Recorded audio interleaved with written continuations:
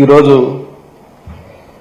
ఆంధ్ర రాష్ట్ర ప్రభుత్వం చంద్రబాబు నాయుడు గారి నేతృత్వంలో ఇచ్చిన ఎన్నికల హామీలలో ప్రధానమైన హామీ ఉచిత ఇసుక.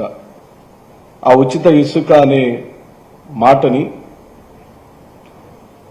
పూర్తిగా గాలికి వదిలేసిన చంద్రబాబు నాయుడు గారు ఈ రోజున ఇసుకని ఒక అందని ద్రాక్షలాగా సామాన్యుడికి ఏమాత్రం అందుబాటులో లేని ఒక బంగారంలాగా మార్చేశాడు. ప్రధానమైన ఆదాయ వనరుగా ఇసుకని ఈ రోజున రాష్ట్రంలోని కూటమి ప్రభుత్వం ఒక చక్కని దోపిడీ కార్యక్రమం జరుగుతుంది. ప్రభుత్వం తను ఏర్పాటు చేయబోయే ముందు గత ప్రభుత్వంలో ఇసుక విధానం బాగలేదని, దానికన్నా మెరుగైన నాణ్యమైన ఓ చక్కటి విధానాన్ని తీసుకొచ్చి పూర్తిగా ఉచితం చేస్తానని చంద్రబాబు నాయుడు గారు మాట ఇచ్చారు. మాట ఇవ్వడంతో పాటు దాన్ని విస్తృతంగా ప్రచారం చేశారు. వారు చేసిన ప్రచారంలో ఇసుకని పూర్తిగా ప్రజలు వారికి నచ్చిన ప్రదేశంలోకి వెళ్లి కావలసినంత ఇసుకని తెచ్చుకునే విధంగా నా విధానం ఉండబోతుంది అని ఎన్నికల హామీలో వారు చెప్పారు. అమాయకులైన ఆంధ్ర రాష్ట్ర ప్రజలు చంద్రబాబు నాయుడు గారి మాయమాటలు నమ్మి ఓటేసిన తదుపరి ఈ రోజున అది ఒక అందని బంగారంగా సామాన్యులకు అసలు అందుబాటులో లేని కార్యక్రమంగా మారిపోయింది. జనరల్ గా చంద్రబాబు నాయుడు గారు అంటేనే మాటల గారడీ చేస్తాడని, ప్రచార ఆర్భాటం ఎక్కువగా ఉంటుందని, సామాన్యులకు ఏ రోజున తెలుగుదేశం పార్టీ ప్రభుత్వం అందుబాటులో లేదనేది జగమెరిగిన సత్యం. అది అనేక మార్లు వారు ముఖ్యమంత్రి అయిన ప్రతిసారి అది నిరూపించుకుంటూనే వచ్చారు. చంద్రబాబు నాయుడు గారు అంటేనే మాటల గారడీ, ప్రచార ఆర్భాటం, హామీలను తొంగలో తొక్కటం, అది వారి యొక్క బ్రాండింగ్ అన్నమాట. ఈ భారతదేశ రాజకీయాలలో అంత మాట తప్పే రాజకీయ నాయకుడిని మనం ఎక్కడ చూసుండు. వారితోటి ఇప్పుడు జనసేన, బీజేపీ కూడా కలిశారు. 2014-19 కాలంలో జరిగిన దోపిడీ కన్నా, అంటే 2014-19లో చంద్రబాబు నాయుడు ఇదే జనసేన పార్టీ, బీజేపీ సంయుక్తంగా ఏర్పాటు చేసిన ఆనాటి ప్రభుత్వం కన్నా ఈ రోజున ఈ ప్రభుత్వం భారీ స్కామ్ చేసిందని చెప్పి ప్రకటిస్తున్నాం. ప్రజలను పూర్తిగా మోసం చేసిందని చెప్తున్నాం. వైఎస్ జగన్మోహన్ రెడ్డి గారి ప్రభుత్వం తీసుకొచ్చిన ఇసుక విధానం వల్ల సుమారుగా 3,825 కోట్ల రూపాయలు, సంవత్సరానికి సుమారుగా 765 కోట్లు, 5 సంవత్సరాల్లో 3,825 కోట్ల రూపాయల ఆదాయం రాష్ట్ర ప్రభుత్వానికి వచ్చింది. ట్రాక్టర్ ఇసుక ధర 3,000 నుంచి 5,000 రూపాయలు ఉంటూ వచ్చింది. ఈ రోజున అదే ట్రాక్టర్ ఇసుక ధర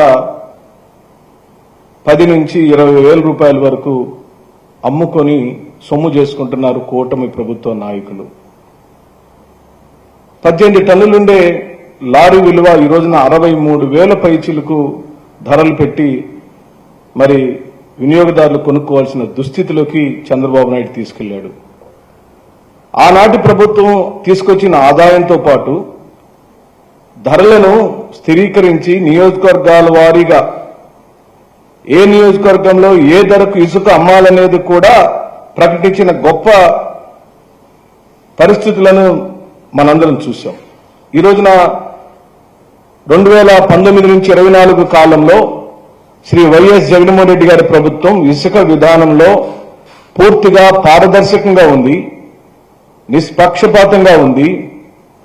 ప్రజలకు ఆదాయాన్ని తీసుకొచ్చిన కార్యక్రమం జరిగింది. 2014-19 కాలంలో జరిగిన దోపిడీని అరికట్టింది. ఏ ఒక్క జేబుల్లోకి డబ్బులు వెళ్లకుండా 350 రూపాయల నుంచి 365 రూపాయల ఆదాయం టన్ను ఇసుక మీద ప్రత్యక్షంగా రీచుల్లోనే ప్రభుత్వానికి వస్తే కేవలం 100 రూపాయలు మాత్రమే ఆ మెయింటెనెన్స్ ఖర్చుల్ని ఛార్జీ చేసుకునే విధంగా రీచ్ల్లో జరిగితే ఈ రోజున ఆ ఇసుకని పని కట్టుకొని ఎక్కడ కూడా అందుబాటులో లేకుండా చేశారు. అదొక ప్రధానమైన ఆదాయంగా మార్చుకున్నారు తెలుగుదేశం పార్టీ, జనసేన, బీజేపీ నాయకులు.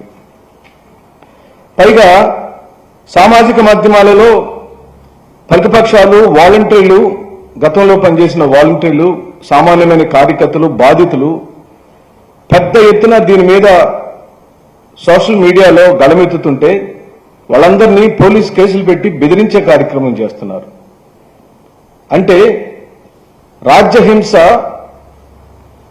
ప్రతిపక్ష పార్టీల మీద దొంగ కేసులు పెట్టడం రెడ్ బుక్ రాజ్యాంగమే కాదు, ప్రభుత్వ వైఫల్యాన్ని ప్రశ్నించినటువంటి సామాన్యుడిని కూడా వదలట్లేదనే దానికి ఇదొక నికార్సైన ఉదాహరణ.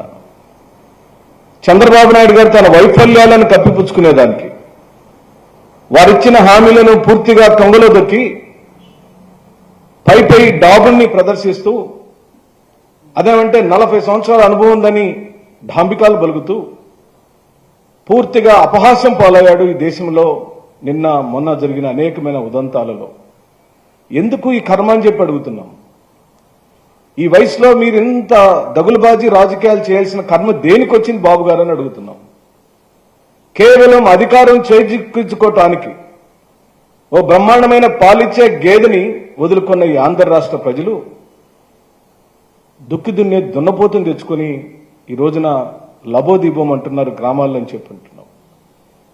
భారతదేశ రాజకీయాలే కాదు, ప్రపంచ దేశ రాజకీయాలలో కూడా 4 నెలల కాలంలోనే ఇంత పూర్తి వ్యతిరేకత తెచ్చుకున్న ప్రభుత్వం మరెక్కడ మనం చూసుండమని చెప్పి అంటున్నాం. ఓ పక్క దోపిడీలు, దౌర్జన్యాలు, ఆక్రమణలు, ఆస్తుల ధ్వంసం చేయటం, విగ్రహాలను కూల్చగొట్టడం, స్వయాన మా పార్టీ భవనాన్ని కూల్చివేయటం, రెడ్ బుక్ రాజ్యాంగాన్ని ప్రవేశింపజేయటం, పోలీసుని పూర్తిగా రాజ్యాంగాన్ని వ్యతిరేక శక్తిగా పోలీసు వ్యవస్థను మార్చేయటం, వాళ్ళ జేబు సంస్థగా మార్చటం, పోలీసులను పెట్టి బెదిరించటం, కొట్టించటం, అరెస్టులు చేయటం, జైలు పాలు చేయటం లాంటివి తారాస్థాయికి జరిగిన ఈ సందర్భంలో వారి వైఫల్యాల నుంచి డైవర్షన్ పాలిటిక్స్ చేయటం, వరదల నుంచి డైవర్షన్ పాలిటిక్స్ చేయటం ఈ రోజున ఈ ప్రభుత్వం యొక్క విధానంగా మేము భావిస్తూ, కానీ ఎన్ని జిమ్మిక్కులు చేసినా 100 రోజుల నుంచి 120 రోజుల కాలం అయినా కూడా నువ్వు స్థిరపడకుండా, చెప్పిన హామీలను ఒక్క పెన్షన్లు తప్పించి ఏ ఒక్క హామీని నెరవేర్చకుండా, ఆ ఇచ్చిన పెన్షన్లలో కూడా సుమారుగా 1,00,000 పెన్షన్లు మీరు ఈ రోజున తొలగించారు చంద్రబాబు నాయుడు గారు. ఈ ఉసురు మీకు తగులుతుంది. ఏ పేదవాడు ఆ 3,000 కోసం, 4,000 కోసం 30 రోజుల పాటు ఎదురు చూస్తూ ఉంటాడో ఆ పేదవాడి యొక్క ఉసురు, ఆ ఘోష మీకు తగులుతుంది. ఎందుకంటున్నానంటే ఈ ప్రపంచంలో వాళ్ళకి ఎవరు ఉండరు. ఈ ప్రపంచంలో ఆ రోజు జగన్మోహన్ రెడ్డి గారు ఇచ్చిన 3,000 కోసం వాళ్ళు ఎదురు చూడకుండానే తెల్లవారుజామున 5 గంటలకు 1వ తారీఖు నాడు వారు తీసుకొచ్చిన వాలంటరీ వ్యవస్థలోని సైనికులు, సమాజ సేవకులు ఇంటి గడప తొక్కారు, తలుపు తట్టారు, నిద్ర లేపారు, జేబులో పెట్టి వాళ్ళ ఆశీర్వాదాన్ని తీసుకొని బయటకు వచ్చిన రోజుల్లో నుండి ఈ రోజున ఆ పెన్షన్దారులు ఎవరెవరైతే 1,00,000 మంది పెన్షన్లు కోల్పోయారో వారి యొక్క ఉసురు మనకు తగులుతుందని కూడా నేను అంటున్నాను. ఇది మంచిది కాదు ఈ ప్రభుత్వానికి. ఘోష ఎప్పటికీ మంచిది కాదు. ఇప్పటికే మీరు దేవుడితో పెట్టుకున్నారు, స్వయానా శ్రీ వెంకటేశ్వర స్వామితో పెట్టుకున్నారు. మీకు గతంలో చాలా అనుభవాలు ఉన్నాయి. వెంకటేశ్వర స్వామితో పెట్టుకున్న ఎవ్వరూ బాగుపడిన దాఖలాలు లేవు. అది మీరు, మీతో పాటు వేషధారణలతో ఈ రాష్ట్రాన్ని మత విద్వేషాలు రెచ్చగొట్టే విధంగా, మరి అతి సామరస్యమైన ఆంధ్రప్రదేశ్ని మతాలతో, కులాలతో, ప్రాంతాలతో చిన్నాభిన్నం చేయాలనుకున్న ప్రతి శక్తికి వెంకటేశ్వర స్వామి సమాధానం చెప్పాలని ఈ సందర్భంగా నేను మనవి చేస్తూ, 2014-19 కాలంలో మీరిచ్చిన అనేకమైన జీవోలు, ఒక మారేమో ఏపీఎండీసీ ద్వారా అమ్మకాలని చెప్పారు. కొన్నాళ్లు గడిచిన తర్వాత దాన్ని పునర్సమీక్షించి మండల సమైక్యల ద్వారా అమ్మకాలని చెప్పారు. మళ్లీ మంత్రిమండలిని పెట్టారు, మళ్లీ సమీక్షించారు. సబ్ కమిటీ ద్వారా కొన్ని సూచనలు అడిగారు. సబ్ కమిటీ ఇచ్చిన సూచనల మేరకు మరి టెండర్ కమ్ ఆక్షన్ నిర్వహించమని సబ్ కమిటీ చెబితే దానికి ఒక జీవో ఇచ్చారు. మళ్ళీ ఆ జీవోని అలాగే ఉంచుకొని 2016 జీవో నెంబర్ 43 ఏప్రిల్ 6వ తారీఖున రిలీజ్ చేశారు. సుమారుగా 19 జీవోలు 2014 నుంచి 19 కాలంలోనే నారా చంద్రబాబు నాయుడు గారు ఈ ఇసుక విధానం మీద ఆయనే స్వయంగా 19 జీవోలు ఇచ్చాడు. కేవలం ఇది దోపిడీకి అనేక మార్గాలను వెతుక్కుంటూ వచ్చాడని మనం చేస్తున్నాం. స్వయంగా నారా చంద్రబాబు నాయుడు గారు నివాసం ఉంటున్న కరకట్ట ప్రాంతంలోనే, కరకట్టకు ఆనుకునే, కరకట్టకి వెనకనే దోపిడీ యథేచ్ఛగా జరిగింది.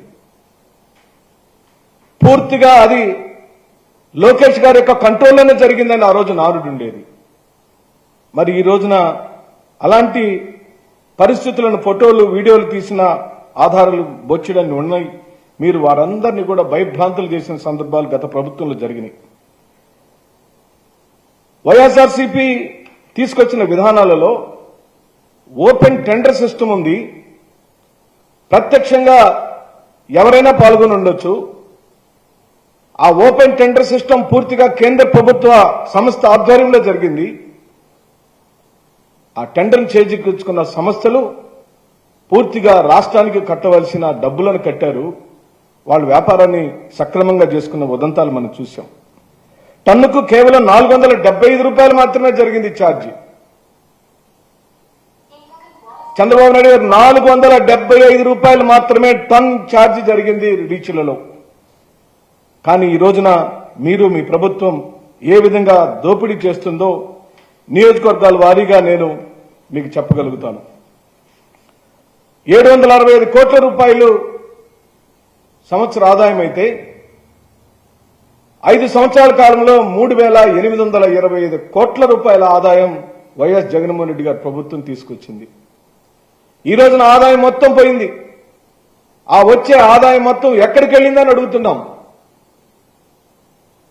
ఈ 765 కోట్ల రూపాయలు పోయినాయి. ఈ 765 కోట్ల రూపాయలు సంవత్సరానికి రావాల్సిన ఆదాయంలో ఈ 4 నెలల కాలంలో ఏ ఆదాయం వచ్చింది రాష్ట్ర ప్రభుత్వానికి బహిరంగ మీరు ప్రకటించమని చెప్పి కోరుతున్నాం.